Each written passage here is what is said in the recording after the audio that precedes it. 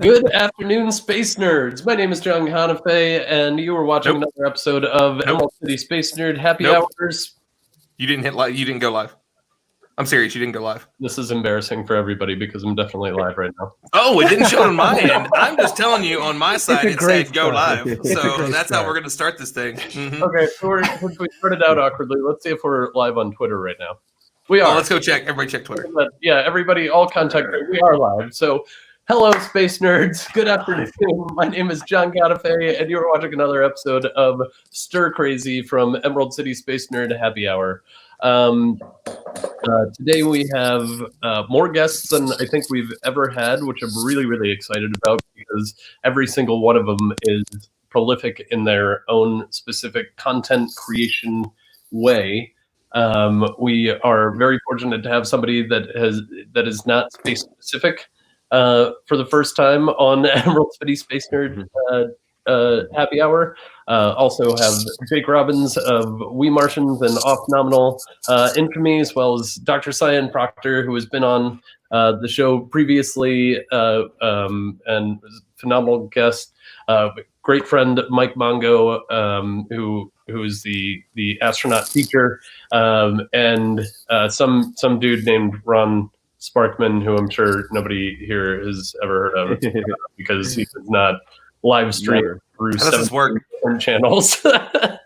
But thank you so much to Ron for co-hosting today. Why don't you kick it off? Tell us who you are, as if the majority of people on social media don't already know. Oh, okay. So I am Ron Sparkman, and I do all kinds of things. I do all the stuff and things. I am the creator, founder, editor-in-chief of Stardom at Stardom Space. You can find me there. I also am the communications and social media manager for Explore Mars, and the majority of my days are taken up as the Space Foundation Discovery Center's chief curiosity correspondent. So I do the Space for You live show. We got a show coming up with SEDS here soon, and that's 4 of the 12 jobs that I have. Very cool. Very cool. I actually think I started this because I saw you just producing content constantly, and it was like, hey, that looks like a great idea. And then I remember during lunch one day, you were like, hey, do you know about StreamYard? Do you know about all these platforms to do all these different things? And just Facebook Messenger videoed me and taught me how to use this platform. So everybody out there that hates this, you can blame Ron. Yeah,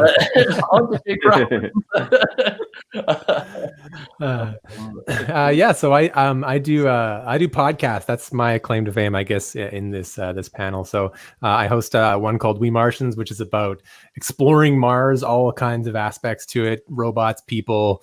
I talk to scientists, engineers, different communicators like all of you, and just kind of get the what's up. So it's a big year for me. Lots going on at Mars, like right now. Yeah. So it's very exciting. I don't have to sleep a lot this week, but that's good.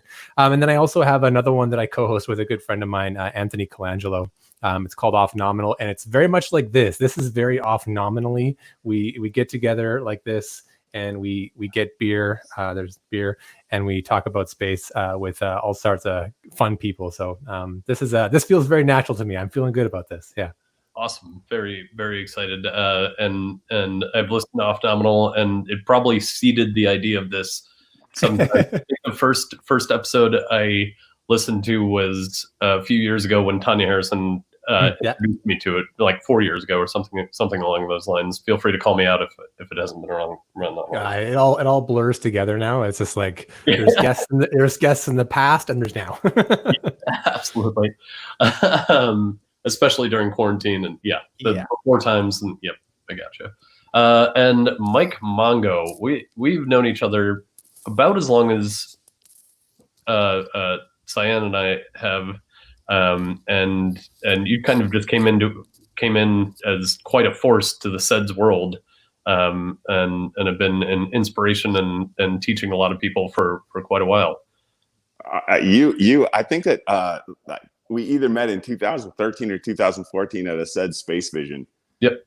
And I think Cyan, so Cyan with the timing. Yeah. Yeah. So then, and then we all just kept on hanging out. You inspired me, John. I mean, like went on to go back to college to join SEDS, partially because of the relationship that you and I shared with regards to SEDS. And I mean, I already done 13 years of university, and then I went back to college just to join SEDS. Yeah. Pow, pow, pow.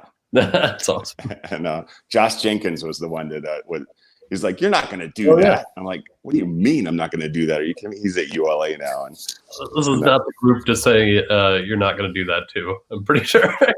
Yeah, once people say, like, "Okay, that's right up my alley." Yeah, exactly. You're not going to do that. You're not going to wear your glasses like that for the rest of the time. Well, funny thing. Mike, I have to say that you inspired me, because when I heard you were coming on, I swapped out my boring old black glasses for some shiny red ones because I didn't want to get upstaged. John did the same thing, by the way. John was definitely wearing normal glasses. Once Jay came on with his red glasses, I was like, damn it, now I have to go get my yellow glasses. Yeah, you don't want to be the third guy in the glasses ladder, right? Also, I guess I have to put my glasses on now since everybody else has theirs on. yeah, I was like, your glasses are upside down, though. Yeah. The bespeckled 6. Ooh, is that our superhero name? The superhero. That's our. Yep. The Avengers. Who? The Avengers. What? So we're putting together a back team. to what you do, and why you are not in the Florida Keys right now, because that is kind of so ingrained in my kind of personality profile of you. Yeah, Mike Mongo equals Key West. I get that. Yeah, so yeah. like a year ago, I moved out to Los Angeles to work on the television series for my book, The Astronaut Instruction Manual. And that's what I'm doing here now. And then pandemic struck. And so then I started Mike Mongo's Astronaut Adventures. That's how this whole thing happened. And I did not anticipate that I was going to be a YouTuber, but now I'm a YouTuber. So we just finished the 42nd episode last week. And common refrain. I was about to say, usually people with really big inspirational personalities go into YouTubing. So I'm not sure why you chose to do that, but that's sarcasm, huge sarcasm. Anyway, we should. As shy as I am, yes, that was the whole thing. But because of the pandemic, I mean, I couldn't be in front of classrooms any longer. Yeah, and so I had to make a choice. I like, how do I engage with students, and how do I encourage today's students to be pursuing tomorrow's jobs in space? And YouTube opened up that whole platform. Definitely. So that's how that. Very cool. And I want to get to some of the music that you produce on that platform, because I'm a huge fan of like the message of it specifically. But let's get through intros. Maynard, we met 15 minutes ago, I think. Right. I've heard a lot of great things about you from Ron. Watched your channel and am excited to ask questions about that later. But yeah, tell us about you. Yeah. Well, like you said, I guess I am the only non-official space guy, but I am a space. I guess I should put my space paraphernalia higher. There we go. Nice. There we go. Now I'm a space guy officially. There we go. I have a platform called Hip Hop Science. Basically, I use entertainment, pop culture, comedy as a tool to educate people on different scientific subjects. So I touch on everything from natural sciences, biology, conservation, to physics, and of course, space sciences as well too. And I do that through a lot of social media content, creative content, my YouTube channel as well, and my website. And like Mike Mongo was saying earlier, I do a lot of work, a lot of programming with schools and institutions, keynote speaking and stuff like that. But obviously in the pandemic, we're all reclined to our houses and in-home sessions and virtual sessions. So that's what I've been doing now, doing a lot of virtual interactions and a lot of programming for schools and other teaching gigs as well too, and hosting gigs for virtual platforms. And for me, it's been fun. I guess we're all science communicators here, so we're enjoying this space now to dig into our creative juices, and I've been able to do that during this time, so it's been great. Yeah, that is super awesome, and can't tell you how much I appreciate you coming on the show. I don't think I'm going to add Ron back in for the rest of the show, just for rickrolling everybody. You can. I'd actually really love to, because I was scrolling through a wide array of your content. You produce a lot, which is super impressive. But I want to get back to some of your space content in a second. Dr. Proctor, Cyan, welcome back. A little bit more lighthearted of a topic this time, but always wonderful having the opportunity to speak to you. You again, we met I think even prior to Space Vision, and you came to speak at SEDS at Arizona State University. Go Sun Devils! Where for the first time, and just blew my mind with your past, with everything. If you don't mind introducing yourself again. Yeah, I've got my space chef outfit on just for you, John. Yes, I am a community college professor at South Mountain Community College. I just finished my 21st year there. And so I'm a geoscience professor. But I always had this love of space. And I've got space in my genes, I like to say, because I was born on Guam during the Apollo era, because my father worked for the NASA tracking station there. And I was born 8.5 months after Neil Armstrong stepped on the moon. So I'm a celebration baby because I'm the last of 4. They do not celebrate often. So 8.5, he landed, they celebrated, I was born. And so I've been fortunate to have space come in and out of my life for a long time. And the biggest thing is in 2009, I was a finalist for the astronaut program. So I got down to a yes/no phone call. And then I ended up going and living in the high seas habitat. And so that's my space stuff. But some of the interesting things is, as a teacher, a geoscientist, I've traveled and taught around the world, and I've blogged the high seas. Yeah. Nice. So I was part of High Seas 1. And so I've always kind of done media. My first job out of undergrad, you guys might not know this, but I was a video editor for the 5, 6, and 11 o'clock news for 2 years before coming out to Arizona State University to get my master's in geology. And so video editing, putting stuff on YouTube, just sharing my love of science and science communication with my students, and then a larger, broader context. So when I went to live in the Mars simulation for High Seas, I guess that would be the picture. I don't know if you can see that, but I did a recipe contest, and I ran a Meals for Mars cooking show. So I did my own not cooking show while living in a Mars simulation for 4 months. And then more recently, I did space snacks, but I also do things like I was the science communication outreach officer on the JOIDES resolution for 2 months. So last year at this time, I was in the Antarctic Circumpolar Current, talking about climate science. I've been to Barrow, Alaska for climate science too, as a polar trek teacher. I'm a NOAA teacher at sea alumni. So you've been to the northernmost point and southernmost point. Not yet. I've been to Barrow, which is the northernmost city in the United States. And then I've been down to I went around the Cape and stuff, but I didn't actually step foot on Antarctica. I went to the Antarctic Circumpolar Current. So for those of you that guys don't know what Point Nemo is, I think, Maynard, you need to do a show on Point Nemo. Do you know what that is? No, I don't. It's the oceanic point, oceanic inaccessibility. So it's point in the ocean where you're the furthest away from any point on land. And so we ended up going there. So when the International Space Station flies over, you're actually closer to the astronauts in space than you are anyone on land. Cool. And so I do a lot of different kind of science communication because I got to do a lot of field work and exploration.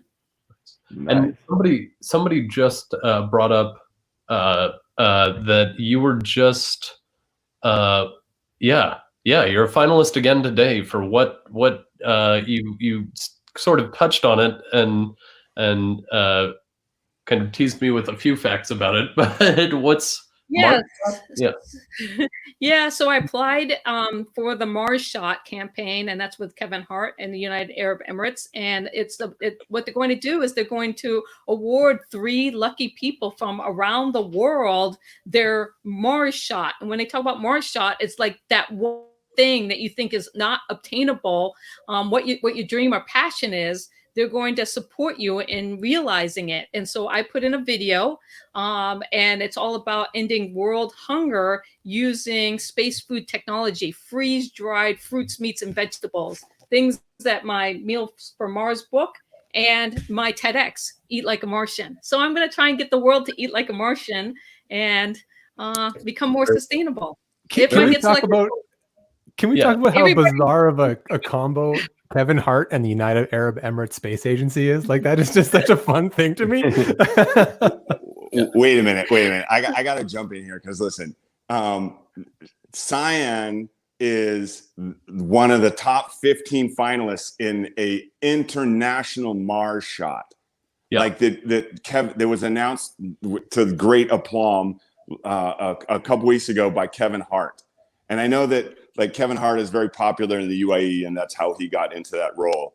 And nonetheless, like this is such a giant thing. When I found out that Cyan was a finalist today, I jumped up. Because like that's so deserving. Plus the idea, your idea, Cyan, I just got to jump in here and share this because I was blown away. I was shocked when she told me that she was a finalist because her idea is for the good of the whole planet. It is about moving food around the Earth in the same way we would eat as if we were on Mars or as astronauts. And that's by extracting the water and dehydrating food. And you can do that with vegetables and fruits and meats for lengthy periods of time. And we ship the nutrients rather than ship heavy watered food. And people have responded to that.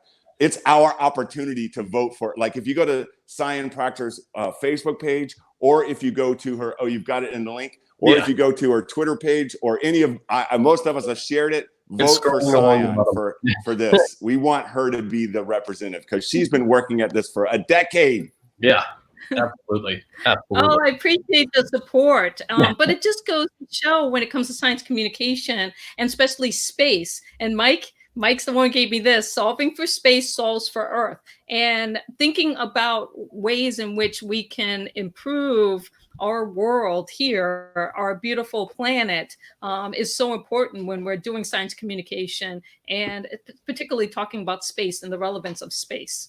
Yeah. So Maynard, you probably have the most diverse on that topic specifically. You probably have the most diverse subject matter of the entire group. So what it is, I'm sure you've thought about it being a scientist. I mean, I think inherently being an MD or scientist is socially responsible. What would be your idea for a Mars shot, or what is your what pieces have been connected through creating all the content that you do to come up with like if I could do this for humanity, this would be it? Yeah. Question, a huge question to kick it off with. Yeah. I'm like, did you guys? How would you say the human race? How you say the human race in one word? Mike for a second for that question, so I feel accomplished right now. Yeah. No, it's okay. Put me on the spot. I'm used to it. It's okay. It's all right. No, that's a really tough one. But I think it would be along the lines of what Cyan said. The first thing that pops to my head would be more sustainable living, right? As far as renewable resources. And because we always think about, why exactly are we, other than looking for extraterrestrial life, why are we trying to explore other planets, right? We want to see if there's somewhere else that we can live that's outside of Earth, because we're doing all this shit to Earth already right now that's affecting us, whether it's our personal health or affecting the environment, wildlife, etc. So the first thing that really pops to mind is sustainable energy. You think about opportunities for H3, helium-3, as a power source, resource from the moon, being able to extract that, or doing moon mining or different things like that, that would be able to provide more efficient energy resources for us to use on Earth. That's the first thing that I think of, so that we can find ways to eliminate literally even things that we think of as renewable resources, like hydroelectric power or solar power here on Earth, even to be able to eliminate that and be able to just run off what we can find in space. If there was an easy way to be able to extract that and be able to bring that here and power Earth here, that would open up so many doors for, protecting more wildlife, and obviously protecting our health here, and protecting the atmosphere and the ozone and different things like that. So that's really the first thing that pops to mind, is how can we better utilize energy from space, better utilize, nuclear, fission, fusion from stars, and more mining opportunities from the moon and beyond, to really be able to find ways to be more sustainable here. That's what I kind of think. I wish I had a way to contact my friend that is staying with me right now. I didn't trust me. We're all being safe, etc. But who is working in nuclear right now, to outside of just yelling down to them to come up and switch spots with me. But that's I couldn't agree more. That energy is such a complement to the entire conversation of space. Anyway, what were you going to say, Sam? Well, it's funny that you brought up that, because this past year, and then when we're talking about science communication, that comes in many forms. And so I was actually on sabbatical at Arizona State University in the Center for Education Through Exploration, working on virtual field trips. And I just happened to build a virtual field trip of solar energy. And if you don't mind, I'll just share it really quickly to give people an idea. Is that okay? Yep. I guess so. All right. So let me just share my screen here and just showing you that when we're thinking about, did it drop out? It did, only because it's showing us right now. Oh, okay. There, you can see that. Can you see that? There we go. Yep. Okay, Cool. so this is my solar energy in 360. And so it just shows you, this is at my school. But thinking about, again, sustainability and how do we become more sustainable? And so looking at the physics of light and doing science. So this isn't me, hosting a show. This is a standalone program that goes into, let me just do this so it pops the full screen. So this is a photovoltaic lab looking at solar panels, and students can go here and they can learn about not only the physics of light, and in 360 interviews that I did. Let me just make sure that this is down. So here's a 360 interview talking to a physics of light specialist, where he really just kind of shares all of his knowledge. But it's interactive also. And so students can go and do these really interesting things. But again, it's about how do we use technology to be able to be effective science communication experts. And when we think about solar energy in space, again, living in the high seas habitat, and showcasing the fact that it's run on solar panels, or what you were saying about hydrogen, or solar panels in space, and looking at the ISS, solar panels on Mars. But the big thing for me is really this sustainability component, and thinking about, so this is a panel of solar energy storage, battery storage units, and thinking about that stuff. But also you mentioned hydrogen fuel, and being able to talk about that as a renewable energy. So I just wanted to show that, because it's a great example of how science communication comes in the form of blogs. It comes in the form of, I'm trying to see how I get out of sharing this. It comes in many forms, and it's so important that we communicate these things. Sorry, I didn't want to manipulate that, but a lot of times people think SciComm as being, what we're doing here, and there's so much material that's created in museums and in different ways that the Space Foundation and stuff like that. And it's been so essential to actually take all of this into our own homes and be able to create a different way to interact with all of this information. So that's really fascinating, and I love the actual 3D aspect of it. So I feel like, Jake, you've been used to kind of doing this at home and creating content at home, and you have your very specific way with the Off Nominal and We Martians podcasts. How has quarantine and how has everything that's going on kind of changed the content creation landscape for you, or has it at all? Has this been? It definitely has, yeah. Yeah. It's funny because like I was planning on sort of like kicking it into high gear. This is like the year, like back in like December, I like left a full-time job and like I've been started reorganizing my life so that I can do this like really seriously. And then in hindsight, it's like both the best and worst idea, because I'm like, I'll start a business during coronavirus. But then also like I can change my life to do everything from home. So I'm like, good job. All right. Really picked a good time to do that. So it's kind of a little bit of both, right? But I mean, this stuff like this is exactly what's different for me. I would have spent a lot more money in a different timeline, going to conferences and trying to do the in-person thing, going to rocket launches and, you know, lunar and planetary science conference and these kinds of things. And now I'm doing all this video stuff. Like I'm trying to figure out how to do, I'm an audio guy, and now I got to figure out cameras and stuff. And it's all like a whole new world. And but it's been a lot of fun because we've been trying to do more stream stuff with Off Nominal and getting our faces out there and getting lovely people like all of you in front of it. And it's been a really good learning experience. And I kind of appreciate the kickstart, you know, because I don't know if I would have really aggressively gone after it otherwise.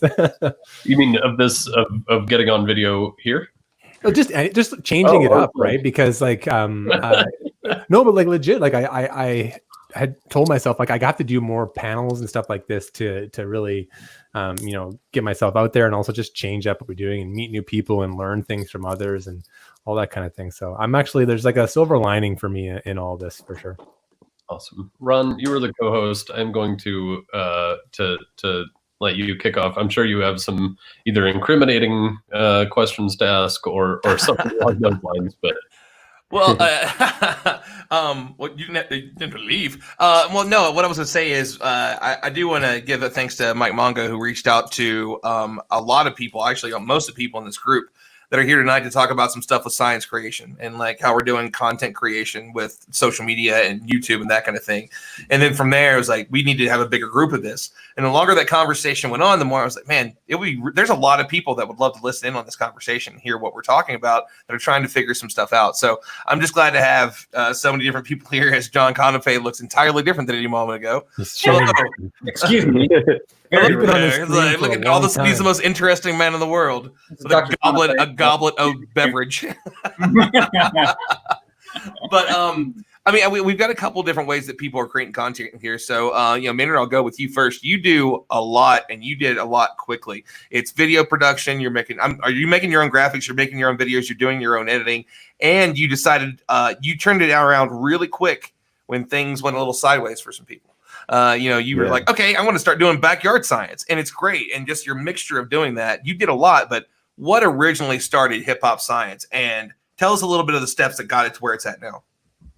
Yeah. Well, it's funny because it was really a total roundabout way of getting where I'm at now. You know, my background's in civil and environmental engineering. I went to school at University of Washington in Seattle, and entertainment always been a passion of mine. I've been a hip hop artist, an actor. I always loved being in front of camera and presenting. And for me, I was working as an engineer for a while in Seattle, and I just wasn't feeling happy. I wasn't feeling fulfilled. And so I really wanted to go and spark my creative fuel. And that's what led me down here to Los Angeles. I think Mike Manga, you're here in LA too, right? Maynard, I didn't realize you were. Yeah, I'm in Sherman Oaks. Yeah. I'm in North Hollywood. So we Valley boys. Do I see a collaboration in the future? Yes. Yeah, most definitely. It depends on how good a hip hop artist he is. Yeah. In LA soon as well. You never know. Keep an eye out for that. So. Yeah. So I ended up here in LA just to pursue entertainment work. And really the Hip Hop Science started as just a fun sketch idea, a little comedy sketch idea that I was doing at the time to really be able to put out some more creative content to kind of showcase myself in different lights. And I loved it because it reconnected me back with my true passion, which was always science. I've always been a nerd at heart. But I never really found a way when I came down here to LA and I was pursuing entertainment, I never really found a way to be able to really fuse the two. And the whole hip hop MD, hip hop science character really was that perfect blend of everything that I was. Like, I realized that was the stuff I talked about on a regular with my friends, and they'd always look at me crazy. Like, how do you make that correlation with some crazy science and a hip hop artist or a song or whatever? But that's just how my mind works on a regular basis. And so I put out a few videos for that sketch idea, and it just really started to snowball into this platform that it is now. And the key for me was when I really realized that people are actually learning something from what I was saying. You know, even with my music as a hip hop artist, you know, I'll never say I was like a conscious hip hop artist, but like I always had meaning in my lyrics. I always like listening to songs that tell a story and can really depict and paint a picture for you, you know? So I was really always about lyrics and deep, insightful lyrics. And so for me, being able to find out that it was now educational, people could actually learn something from what I was doing and have takeaways and be able to digest complex scientific subjects in an easier way. The funny thing is, like, people are always like, oh, you're a science communicator. Like, I didn't even realize science communication was a thing until really like last year. I didn't even know people are out here getting PhDs in science communication. I had no idea. I was just doing this. I just been doing this for a couple of years. And for me, it was just a fun thing and a way to be able to tell people about, you know, fun facts that they didn't really know about and really be able to explain things in a unique way. And at the core, really with the whole hip hop science platform, the really core message is really to encourage more minority involvement into the science field. As I know with myself, even going to a predominantly white institution and different things like that, I never really had mentors or people that spoke to me. And so I had to really stay curious, and it was a fight for me to stay engaged into the sciences. And so I've always been about giving back. And so I really wanted to be able to showcase myself as a representation that you can get into these fields and really highlight the opportunities that are available in these fields. And so that's my true passion, is really be able to drive more minority involvement. And since we're already digesting sports and entertainment and hip hop music, all that, I thought that was a perfect vessel to be able to combine the two and really be able to showcase science in a whole different light. And so it's been a fun journey just seeing how everything's developed to where it is now. But I think that's the core. That's been the best part, is being able to see that people are understanding that and knowing that representation, and then also now be able to have positive takeaways. And like I think Jake said, you know, it's been a silver lining with this whole coronavirus pandemic, being confined in the homes, because now I'm just like fully creative. I'm not like running around scrambling, trying to find gigs to go to or trying to network and like open up doors and like showcase myself at random events, you know, running around my lab coat. Now I'm able to network with people virtually and take advantage of the technological tools that I already use. And for me, I think it's really helped elevate what I do with my platform, and then really be able to expand it to a level that I didn't really envision it being at right now at this stage. That's awesome. Yeah, I mean, well, that's what a really cool thing is that while we're in the middle of having, you know, the Space for You Live that I was doing with Maynard, somebody pops up and was like, well, Karake, is that African? And it's this African science communicator I know. Now he's one of like the SLU space ambassadors, and he was just so stoked. He shared that. He talked about it. He's messaged me about it since then. It made him feel like he had a spot, and he's somebody that doesn't really have a whole lot of people around him. And how often do we hear that representation, you know, matters? The more people you see like you, that's, you know, I'm a goofy country boy with a bunch of tattoos and piercings and all this other stuff.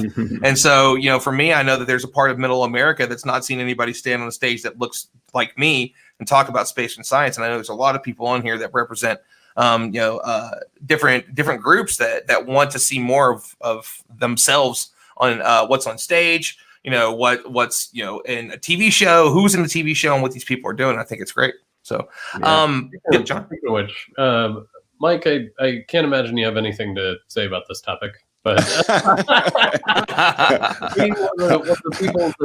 I mean, I'm looking at Ron Sparkman. I'm like, oh, he's a white boy. I didn't know that. I mean, we don't know yet. We're still waiting on that. I should have an answer in a week or so, but that's what I was told anyway. What is it? What's the term for it though? There's a term. It's It's not white, but it's white passing. Is that what it is? Like you look seriously? No, that's what somebody told me the other day. I just think you're light skinned.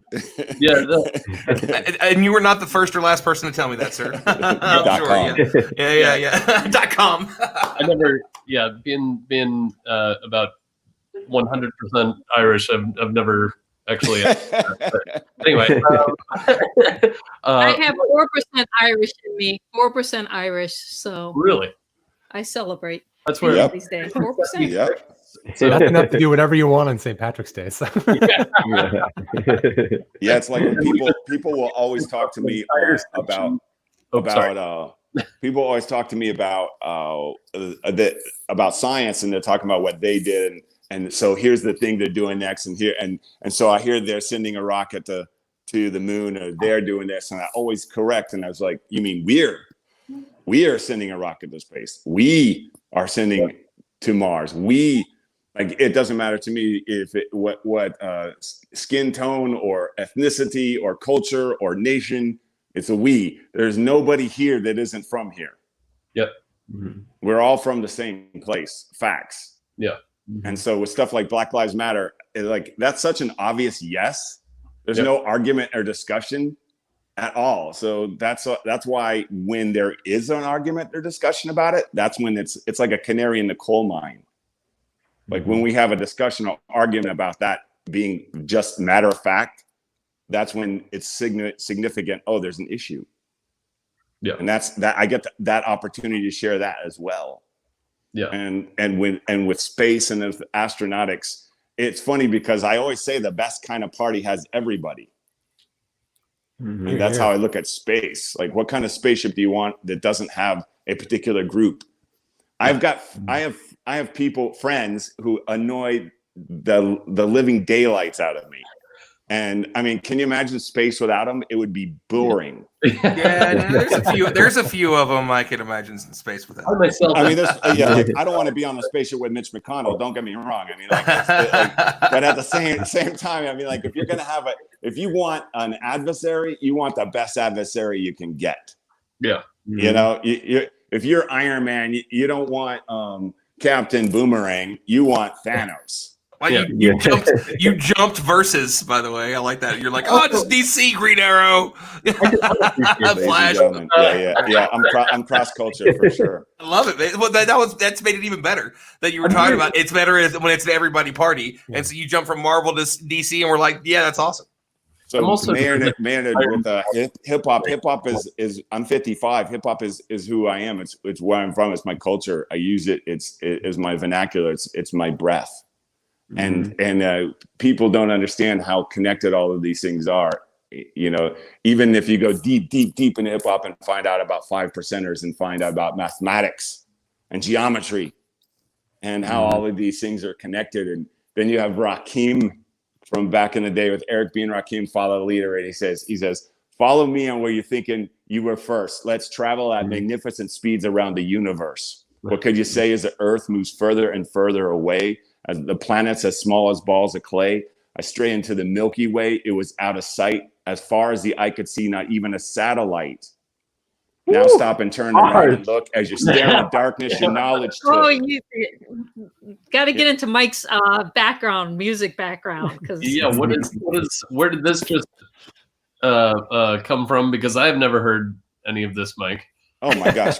Google "Follow the Leader" by Rakim, Rakim. That's like that. No, he means from you. He means where's it coming from you?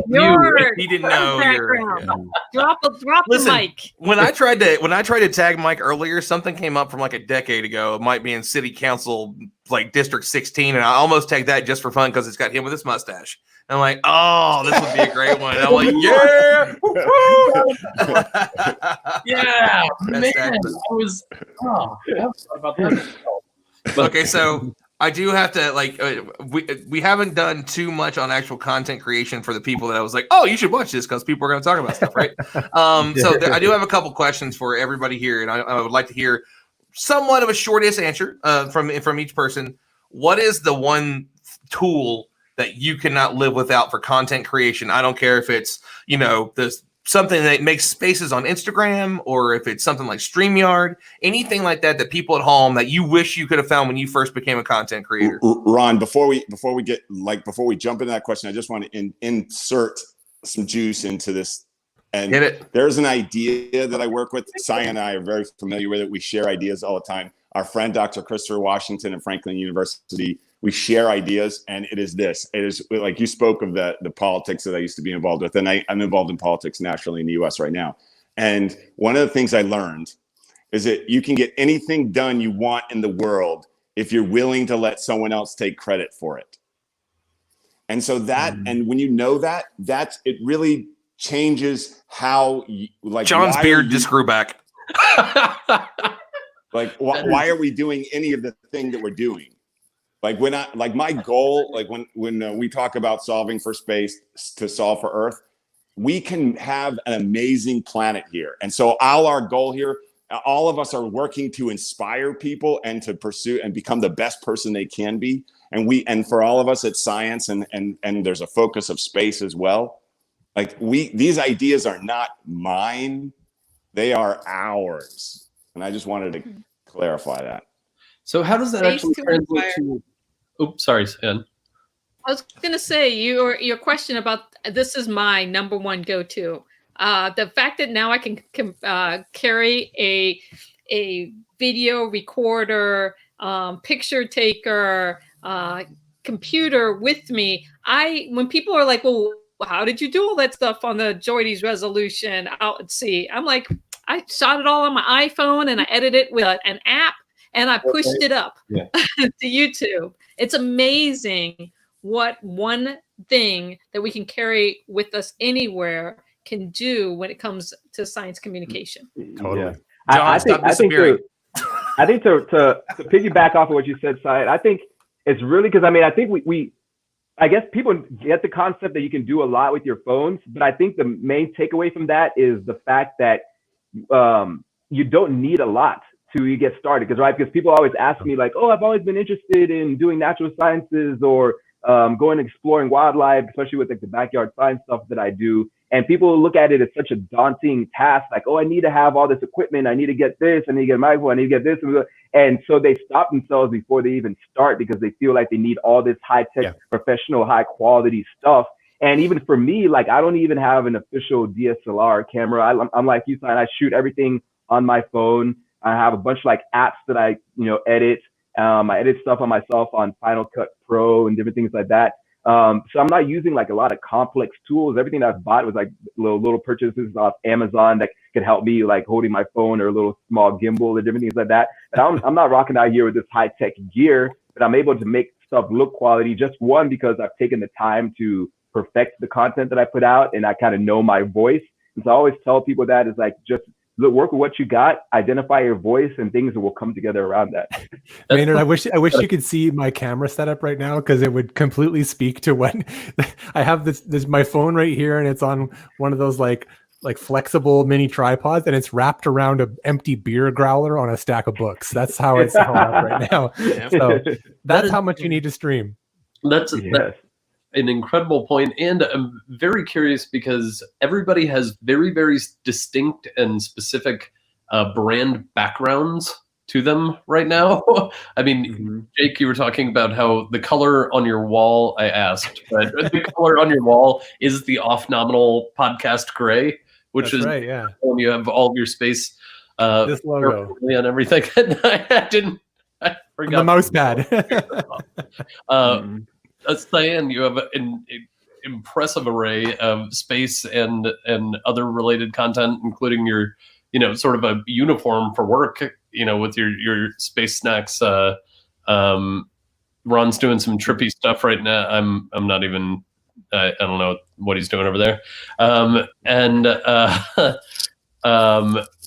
Mike, you have this very, you've been writing things on this board, as we've gone through, and Maynard, you have your beakers. I kind of want to hear everybody's approach to their background and their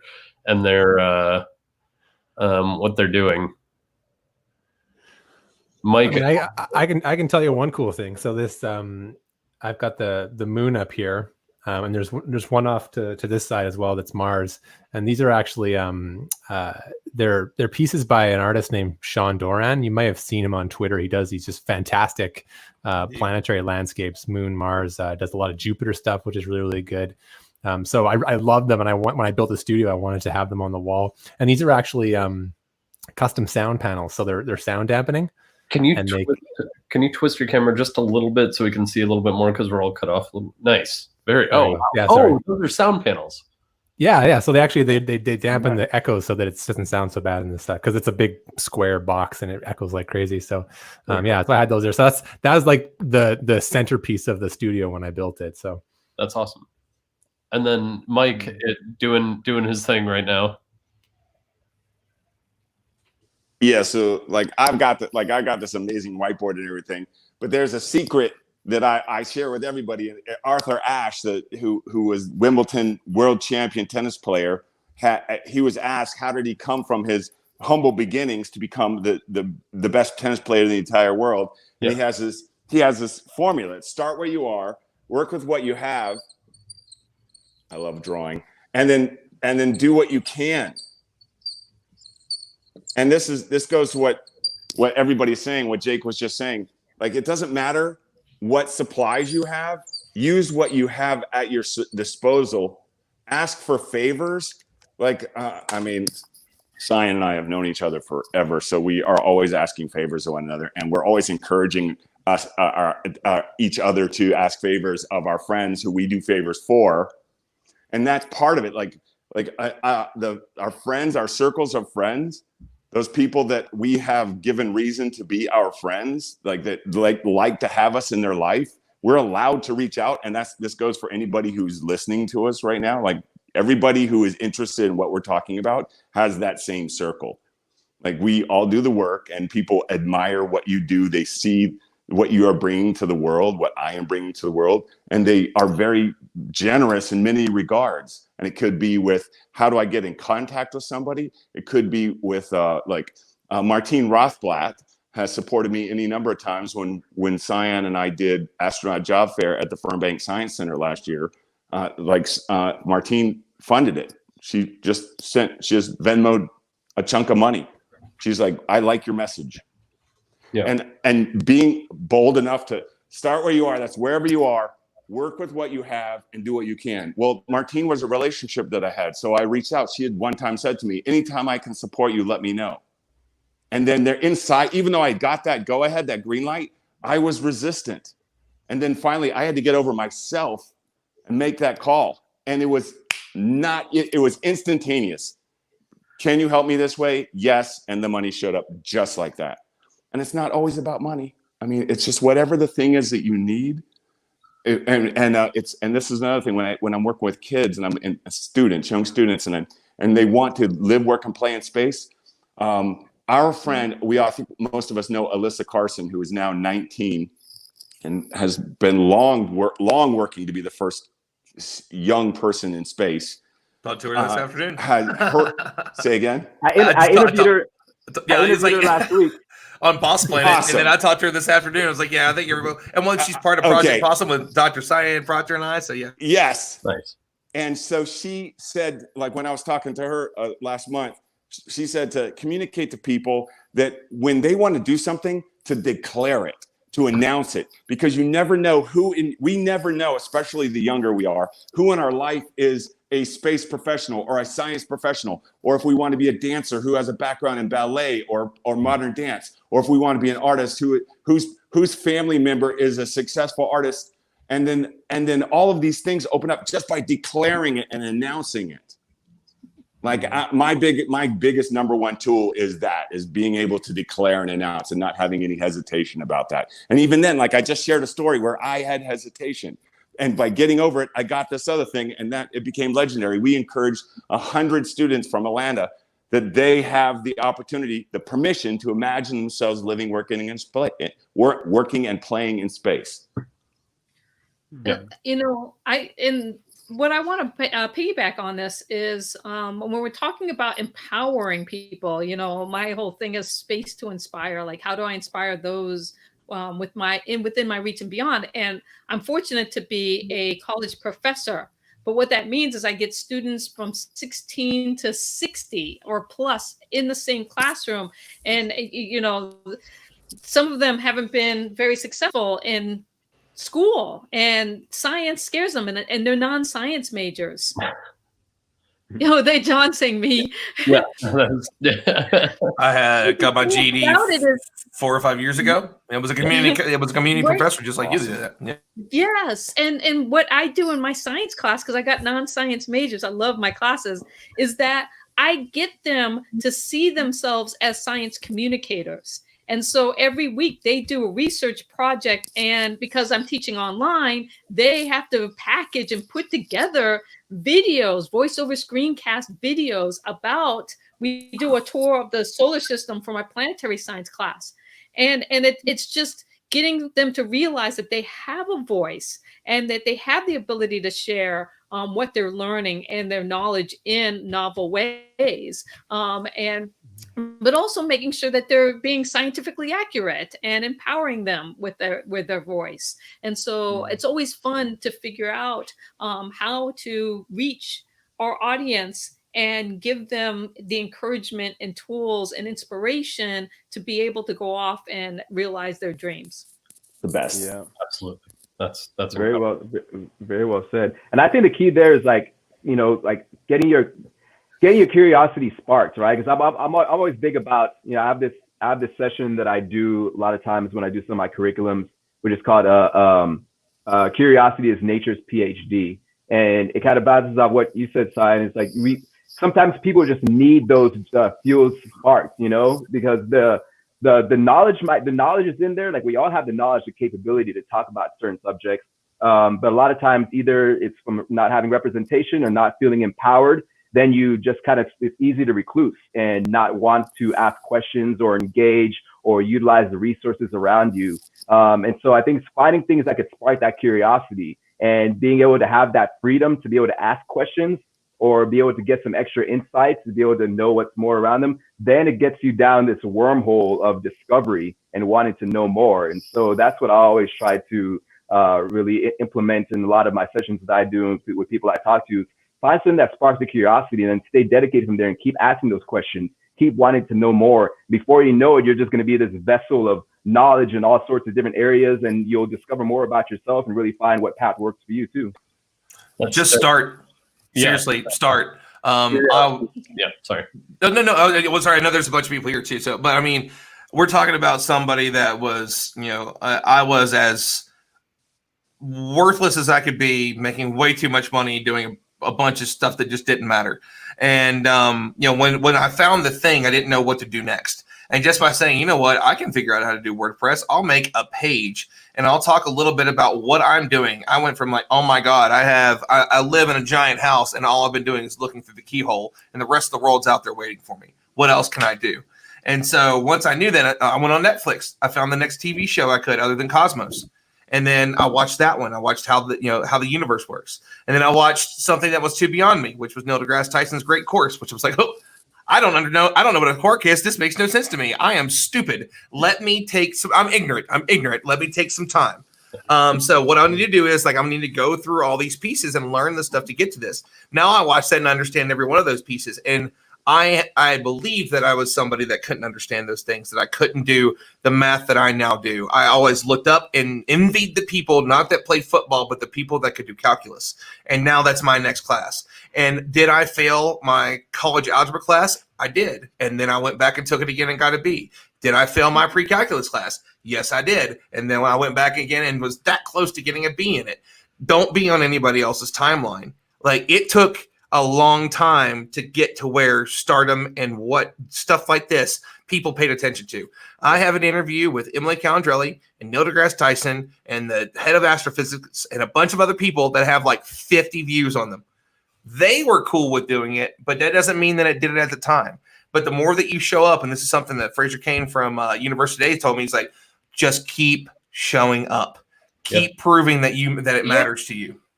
Absolutely. There's a rover launching next week that sums it up pretty well there, Ron.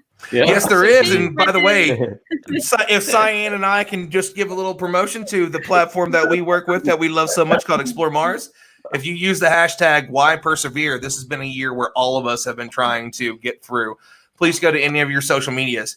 The only thing we're asking you to do is just share a story and say use hashtag Why Persevere and tag us at Explore Mars. So that way we can share the stories. We want to grab some of those from live streams, perhaps record some video and share that. That if there was ever a year for this, this is the year where we need to all be saying to each other, we can persevere through this. A lot of people that are on here are people that are trying to do just that.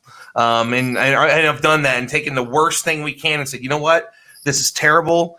And even though it all sucks, just because most everyone here, I think everyone here has done quite well through this, does not mean there are not bad days. I have a lot of crap days where I'm glad I can lay in bed and still do my job for 10 hours. Yep. Doesn't matter how cool it is, the person I'm going to talk to today. But there's a 3:00 in the morning conversation I'm probably going to have with Mike Magon this weekend about some stuff that's going on with me. And I'm glad I have those people to talk to. Yep. That's what makes this so important and what makes this so powerful is that this is our time for the first time. We can be, and I think it was Loretta Whitesides actually who said this, is that we can be physically distant, but we should be socially closer. And we can do that virtually. You don't have to be right in front of someone. Of course, we all want that to hug our friends again, shake hands, kiss cheeks, whatever it is that you were comfortable with and what matters to you. But that's a big thing. And that's how we can do stuff like this. This is how we can share ourselves and get this out. And sometimes it's by sharing something that's really powerful and that matters a lot to you. And then sometimes it's just by, watching something and saying, oh man, this is something that was worth just taking the time and just listening to some stuff and some people just pouring their heart about the thing that they love. Yeah, and I could expand on that and also simultaneously answer your question about what is the most invaluable tool. And like the obvious thing is the internet, right? Because this is a way that has connected all of us in a fashion that I don't think anyone in human history would ever have imagined.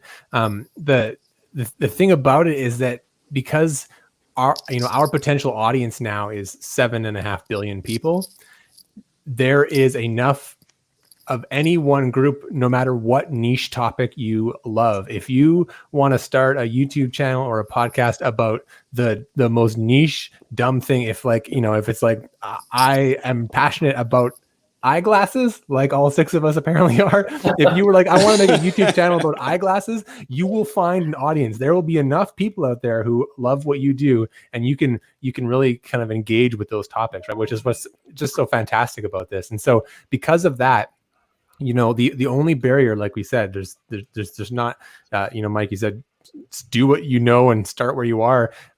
You just put the work in, right? I mean, I same story. I think I got 52% in my high school biology class. I hated it. I hated science. And I went to school for jazz music and I learned how to play drums. And then now I do this. So I would never imagine that. And it's just, you find something you like and then you just start working it and then you can do that. Right. So that's what's really cool to me about science in general is that anyone can do science because it's a way of thinking. It's not a status. It's not you get to be a scientist when ABC gatekeep that gets put in front of you. No, that point that you just made, like I have had that conversation. I've had that conversation with is Jeff Notkin, president of the National Space Society. He's like, do I describe myself as a scientist? I'm like, he's traveled around the world collecting meteors and meteorites. He knows so much about space geology and it's unbelievable. And he questioned whether or not he should call himself a scientist. We do this to ourselves, dude. The internet does it. In front of people have been. It's called. So there's a group for perseverance going on right now, Mike, and somebody's talking about the fact that on Space for Humanity's perseverance event, Bill Nye is going to be there, and 15 people go off. Bill Nye is not a scientist. I'd rather listen to a real scientist. You tell me that he doesn't understand science and the scientific method, and the man can't be a science communicator. You tell me that Emily Calandrelli isn't a science communicator with her master's. He is so deeply aware of scientific concepts, ideas, methods, phenomenon. He is somebody who can speak intelligently and eloquently for hours on a variety of topics, from the broad to the specific. That is a scientist. Yeah, I don't have any Absolutely. problem with this. I know some really, in the exact same way that there are people who call themselves lawyers, and not all lawyers are equal. Not all lawyers are Perry Mason or Cochran. They are most lawyers are pedestrian. They're Perry just Mason's working. an actor, though. He's an actor. I'm making the Bill Nye That's an joke. idea. He's I'm not- making the Bill Nye joke. Is what I'm making. I'm with you. Okay. Oh, got it. Got it. He's an actor. He did improv. Blah blah blah.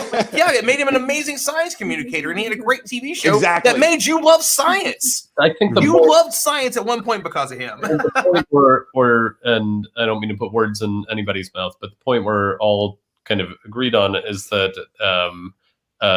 gatekeeping is essentially exactly what we're trying to combat with the content that we create. There is a way to bring all of these abstract concepts down to earth, to use some cliche.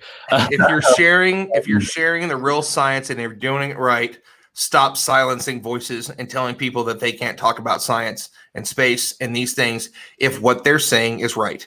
I personally think there should be a different version of verification. Mike Mongo is not what's his face from, I don't know, let's just pick a terrible person that does BS like TV. You're not, I don't watch any of them. Donald Trump.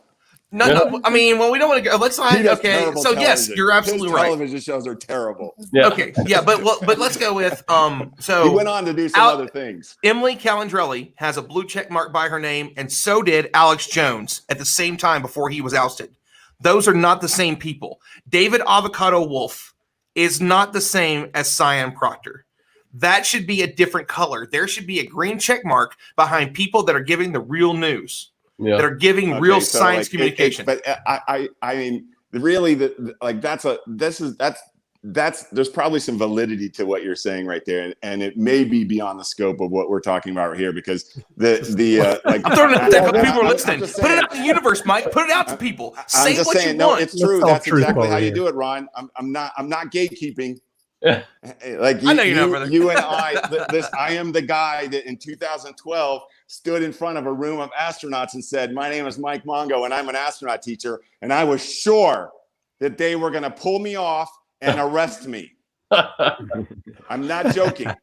Yeah. I'm not joking. I was there on invitation by Mae Jemison, and I get to work with students and encourage them to do this. And I have never been to space, and yet I have a book that is a bestseller about becoming an astronaut.